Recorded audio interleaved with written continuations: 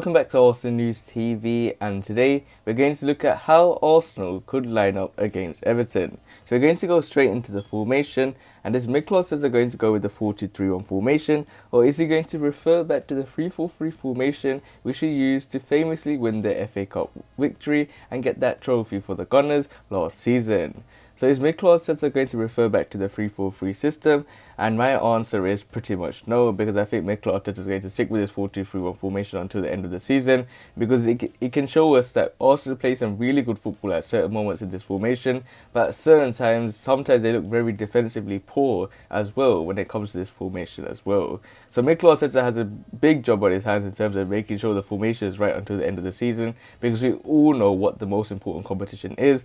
And for me, I think these games are just an opportunity for us to make sure we play our best football, make sure we have the confidence for the games that we very important in my opinion, which are the Europa League matches, especially the semi-finals versus Villarreal, which I know Unai Emery is going to be very willing to win as well. At the same time, it means a lot for Arsenal as well, because at the same moment, Villarreal are basically suffering what we are suffering as well, which is a place in the Champions League, but at the moment they don't have that as well. So both teams will be looking to try and get the opportunity to play in the Champions League, and both their routes are through the Europa League, so we both want to win that competition. But we're going to look at Arsenal versus Everton, and I think Mikel Arteta is going to go with the 4-2-3-1 formation. And it looks like there's a big question in terms of goalkeeper now, because Mikel Arteta famously and weirdly, unexpectedly, put Matt Ryan instead of Bernd Leno in goal. And the talk is that Matt Ryan is already going to be signing a new contract extension, and Edu is already working on giving Matt Ryan a good extension at the club and a new deal when it comes to signing for another 2-3 years, because he is young for a goalkeeper in my opinion. You got the likes of Gianluigi Buffon, who's 41 years old and he's still going strong. You got goalkeepers at this time and age where 33, 34 is still young, as even Bernd Leno had confirmed that he's still at a very young age when he's only 27, 28 or 29. So in that age are really young when it comes to a goalkeeper, because he can go into the 35s, 36 and still be strong in my opinion.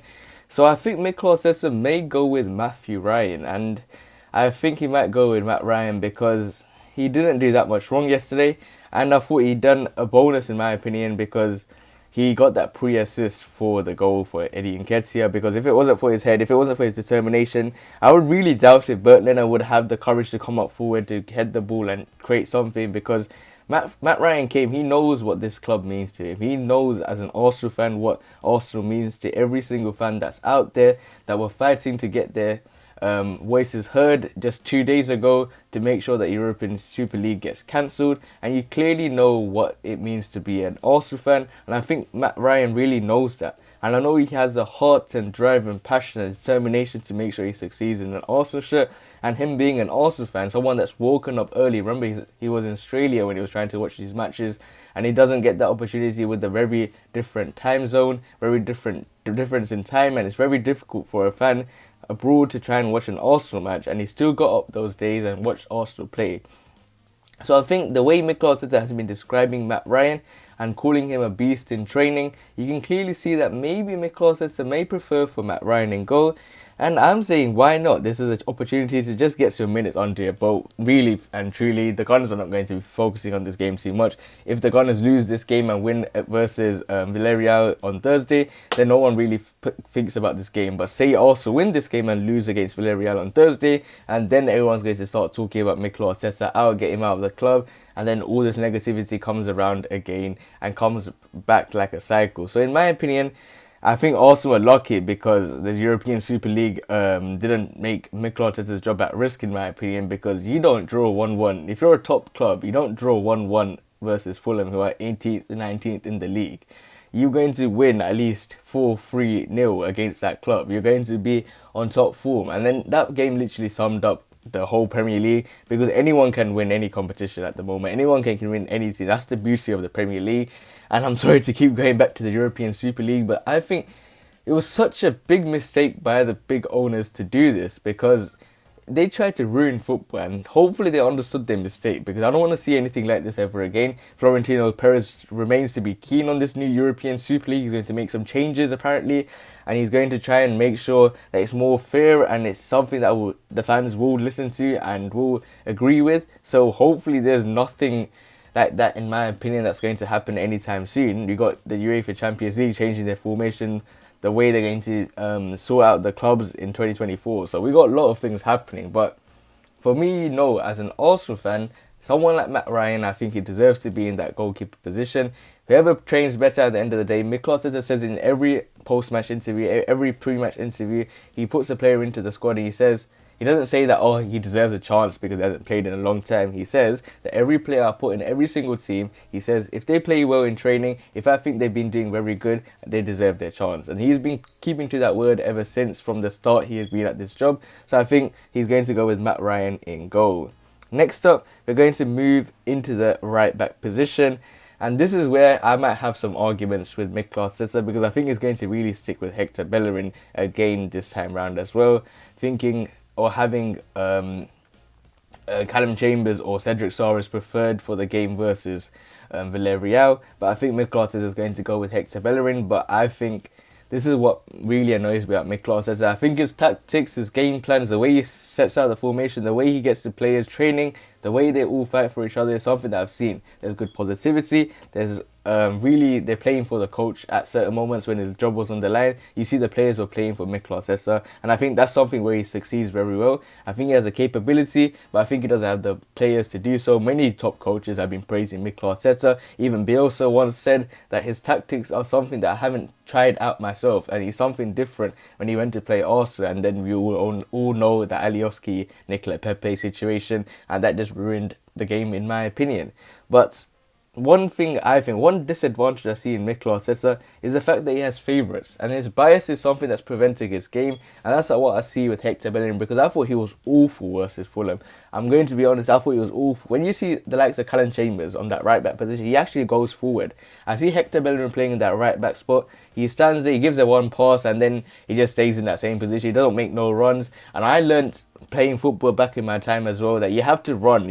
The ball moves faster than us, and you have to pass the ball around quicker, and you have to run in different areas so you can give an opportunity. But I don't see Hector Bellerin do that. There's at certain moments he makes those sprints and he looks those underlapping runs, and it looks really cool, and you think, okay, he's a decent right back. But that's only like once, like every 10 minutes in the match or something, or once 1 out of 9 opportunities he will do that, but he doesn't do that on a consistent basis. When you see Callum Chambers in the game versus Sheffield United, he was bombing on that right hand side. He was giving opportunities for bukayo Saka to say, okay, I can pass it to Callum Chambers, or I can pass it, I can cut inside and do something. So you can clearly see that you have to overlap, in my opinion, and that's something that I think Hector Bellerin doesn't have in his game.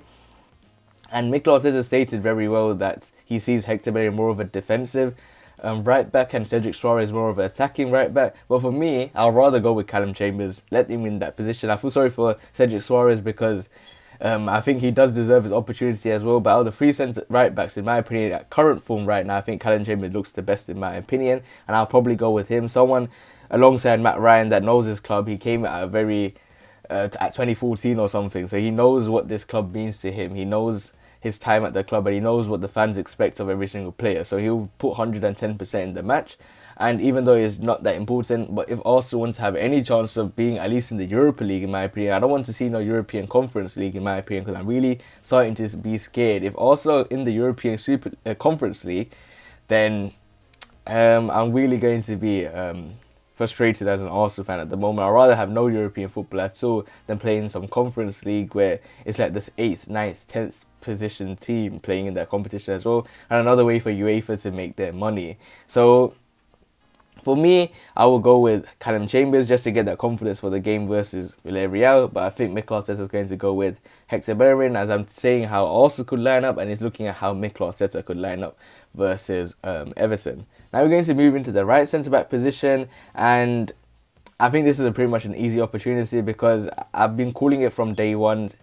Play Pablo Mari and Gabriel Magalhaes in the same pairing, because you see Mikel Arteta doing that with the likes of David Luiz and Rob Holding in the left centre-back, right centre-back position. You got 2 right-footed players playing in the left, 2 right-footed players playing in the double pivot in the centre-back area, but then you don't do that with the left centre-backs, and I think that's a bit harsh on Pablo Mari. I think he's been very decent.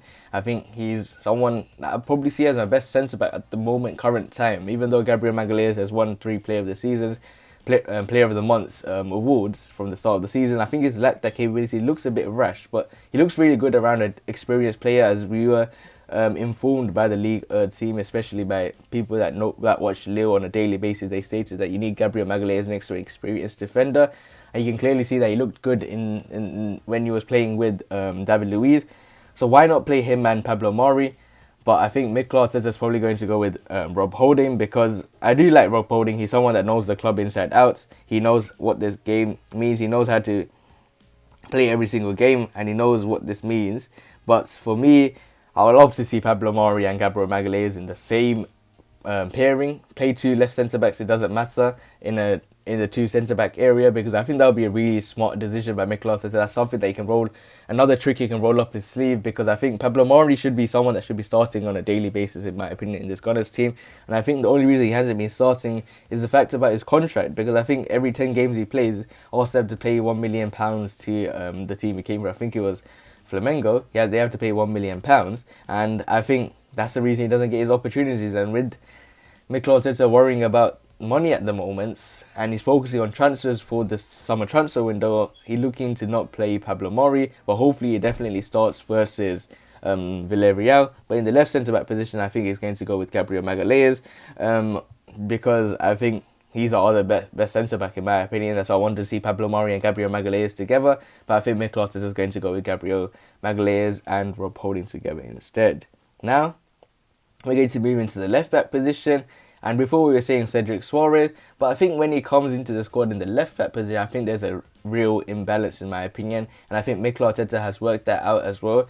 I was calling to revert back to a 3-4-3 formation, play Saka in the left wing-back role, and play with 3 centre-backs, giving the opportunities for Gabriel, Pablo Mari or Rob Holding, or even switch Callum Chambers in the right centre-back role and play someone like Cedric Suarez in the right wing back role, so they can revert to what they done before in the FA Cup, where it was Maitland-Niles and Bukayo Saka working together at certain moments, and Kieran Tierney and Maitland-Niles working together, and then you see Kieran Tierney coming into that back 4, and then Maitland-Niles will drop into the middle, and I think he can do that with on the right hand side, in my opinion, because we have a lack of depth on the left hand side.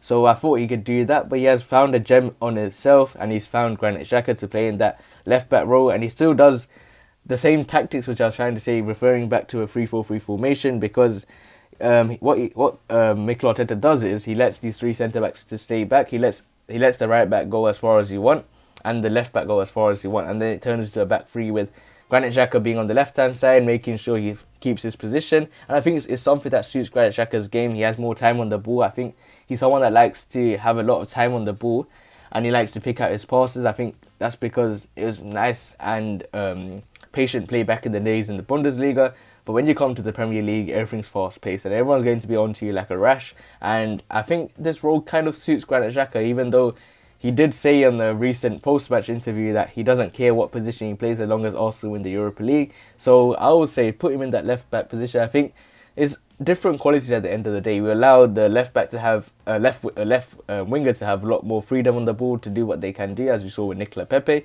and Bukayo Saka sometimes playing there, even Gabriel Martinelli. So I think this left back position for Granit Xhaka is something that works in terms of his qualities and his characteristics, and in terms of his disadvantages as well. So now we're going to move into the right centre mid position, and this is pretty much easy in my opinion, and that's Thomas Partey. And I made a recent video on this, and it was basically on the fact that Saúl Ñíguez, an Atletico Madrid midfielder, he has played very well with Thomas Partey, both as a midfield pairing, has famously said in that interview where he stated that Thomas Partey's weakness is his inconsistency.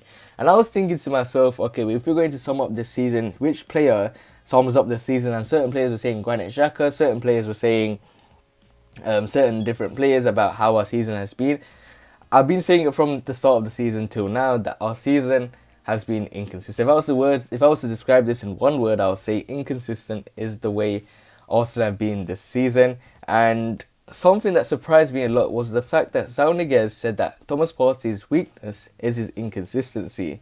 And if I was to sum up this whole team and say on one guy's performance, could it be Thomas Partey? I thought to my second, could it be Thomas Partey? He's been out with some injuries. He didn't hit the heights as expected, because I think all of us really expected for the Gunners to fight for at least the top 4 in this campaign. Some people were even saying that we can go and fight for the title at the start of the summer transfer window.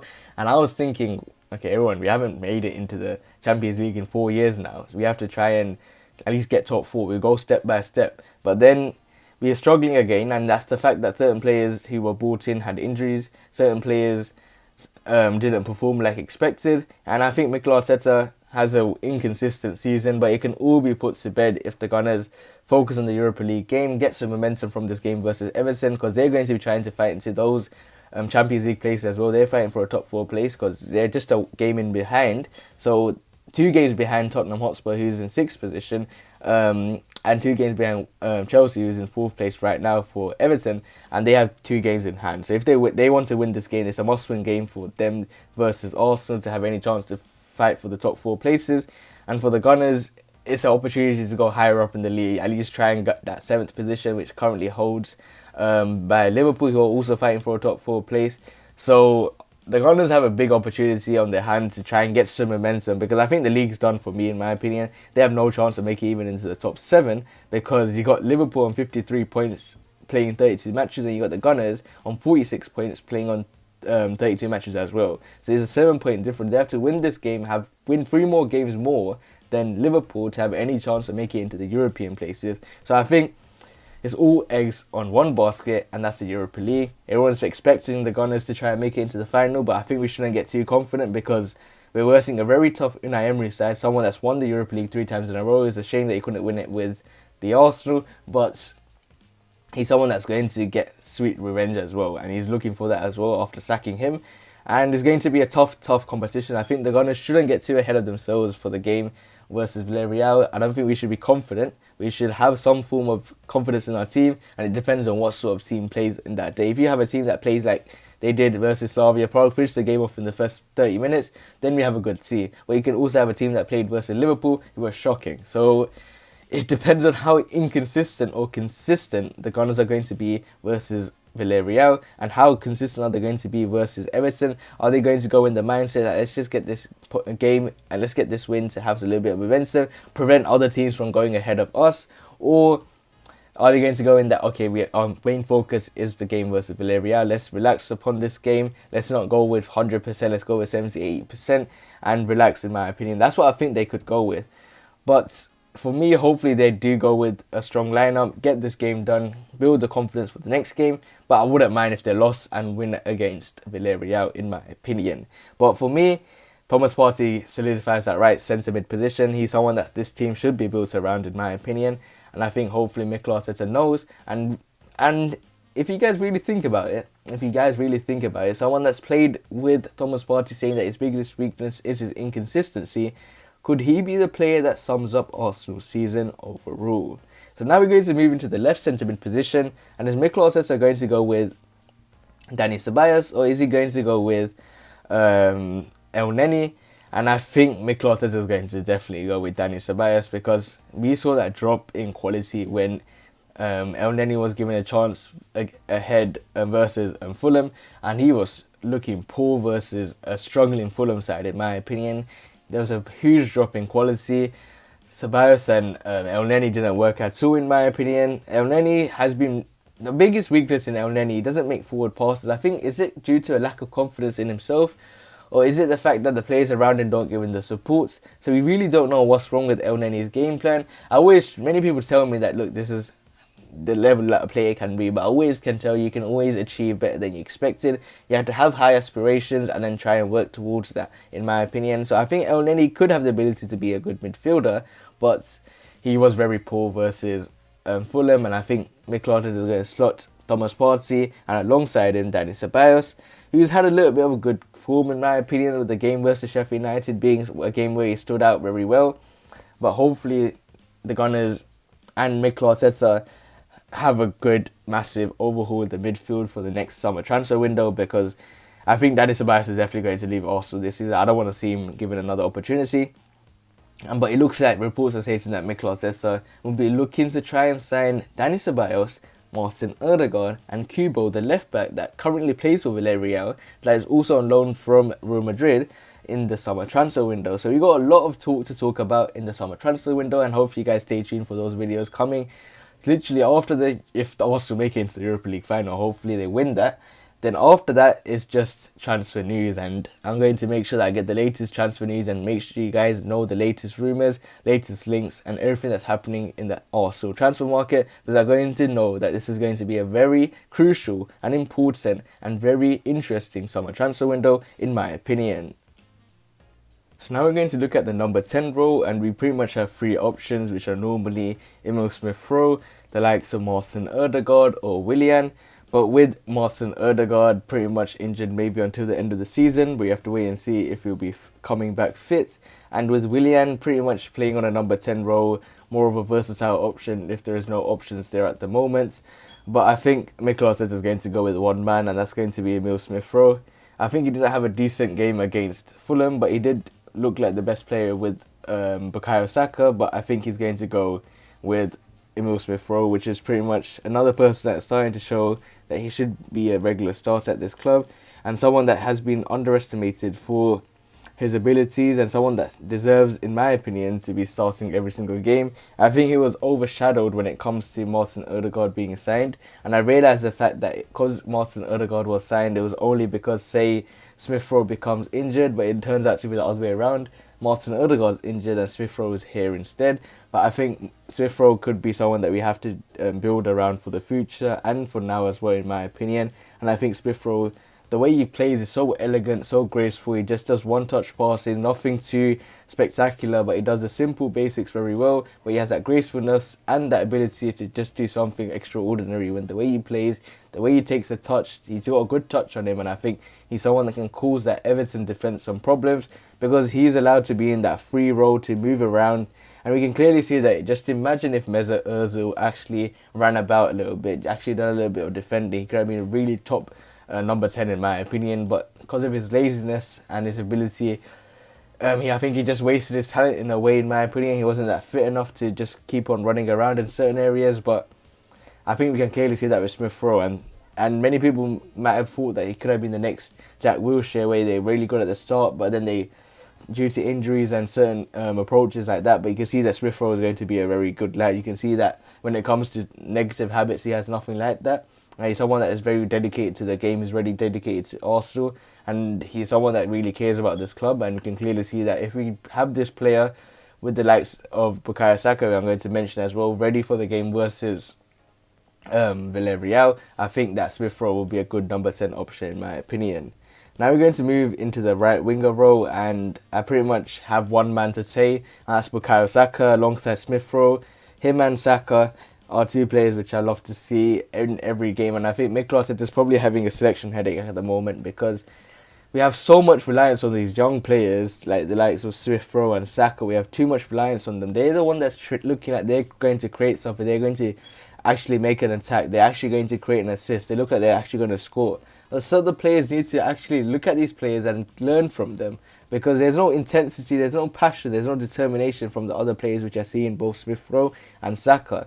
And I think that it's not only the fact that they've got passion, they've got determination, they've got the drive to make sure this team wins, but they have the talent as well. And hopefully these players can actually become top players for now and the future, in my opinion, because hopefully they don't have any injuries. That's the only thing that's in my mind. We got Smith-Rowe, we can see that he's a little bit injury prone, but he's someone that's dedicated to the game, and so is Bukayo Saka. I think he's a generational talent. We see Phil Foden, what he's doing at Manchester City, how he's saving them against Aston Villa, and you can see that Saka's pretty much doing the same at Arsenal, but he has to now do it on the top level, beat Everton, easy peasy, try and win them. I say easy peasy, but we're below them, and even though our record looks decent when it comes to versus Everton at home, It's going to be a tough competition. We're facing Carlo Ancelotti's team. We're not facing no other manager. We're facing Carlo Ancelotti, the Carlo Ancelotti that's won a lot of Champions Leagues, the one that's won a lot of titles, and he's a big manager in my opinion. Someone that we were linked to as well as a replacement for Arsene Wenger, as a replacement for Unai Emery, but Everton went instead. Usmanov joined Everton, so it means that even Everton could become a bigger club than us at the moment. They're doing big things there with Usmanov now moving there, and he's creating massive involvement, massive improvements to the team, and you can clearly see that our owner, Stan Kroenke, we're in a situation right now where everyone's saying get this guy out of the club. So you can see there's a massive difference when it comes to Arsenal and Everton at the moment, and we're on the decline at the moment, and hopefully there's a massive overhaul in the summer transfer window. But two names that are definitely going to stay in the squad for the years to come and for the future and for now as well are Smith Rowe and Saka. Now we're going to move to the left winger role.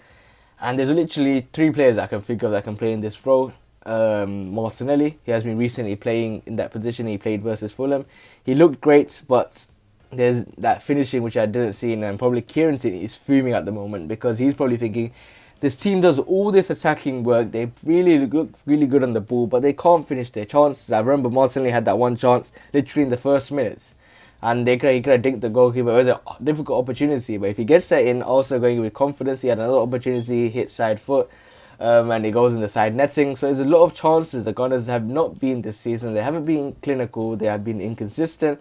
But one thing I really realised from if I was to compare right now with this season to previous season, I would say the previous season, we were very clinical when it comes to shots in the nets, because we were defending most of the time. Pretty much a tactic was give the ball to Pierre-Emerick Aubameyang, somehow give it to him, give him a one-on-one opportunity, and 9 times out of 10 he would get in the back of the nets. And that's what we were pretty much playing. We were playing dangerous football. We were always playing like having so much players sitting back, and that's the way we went forward. But now we're more attacking, but we got the chances, but we're not putting them away. So that's a huge difference I saw from this season, last season and this season, is the fact that we haven't been clinical enough.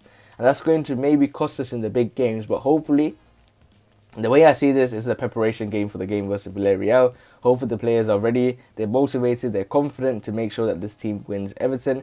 And then that will only be good in terms of making sure that we get into the game versus Villarreal in high spirits and get that victory over the line. But in terms of the left winger role, we got Nicolas Pepe. He can also play there. We got the likes of Martinelli and Willian. Those are the three players that comes to my mind straight away on who plays in the left winger role. But I think Mikel Arteta is going to go with Nicolas Pepe. I would go with Nicolas Pepe. I think he's someone that's got a little bit of form right now. He's someone that's showing that I deserve to be given more opportunities, and that's only good for the club where there's more confidence, there's more opportunities to play with each other, there's more competition. That's only good for the team at the end of the day. That's good that everyone's fighting for their positions, and that's what I like to see at this football club. And now we're going to move into the striker role, and two of our best strikers, Pierre-Emerick Aubameyang and Alexandre Lacazette, are both injured. So that leaves us with the likes of Martinelli, Balogun and Nketiah. Those three players are the ones that have opportunity to start. And I think Mikel Arteta is going to go with Gabriel Martinelli because he started versus Fulham. You can clearly see that the fans were on to Mikel Arteta for not starting Gabriel Martinelli. He's been given the opportunity to play in that role, and there was a moment in time in the period of the match period of this season, I was saying that Martinelli has been proving his shooting. So that means that he's probably going to be in the number 9 role, as futures of Lacazette, Balogun all looked in doubt. But now Balogun has pretty much signed a new deal. It just hasn't been confirmed yet. Hopefully that will be confirmed soon. And the likes of Lacazette, if he performs well, in my opinion, he'll get the opportunity to play and get his contract extended at the Gunners. And I think in terms of Mikel Arteta's lineup, I think I'm really happy with this lineup, other than the fact I'll go with Cedric Soares instead of Bellerin.